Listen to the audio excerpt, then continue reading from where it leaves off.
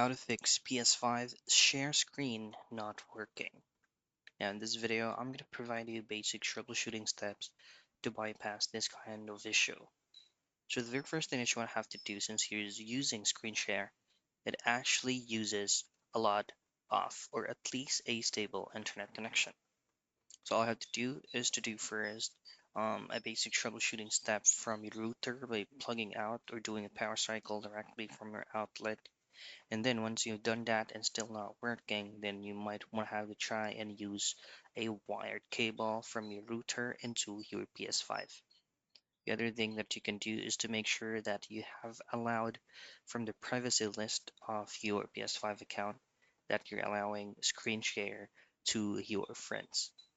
And that is how you fix PS5's screen share not working.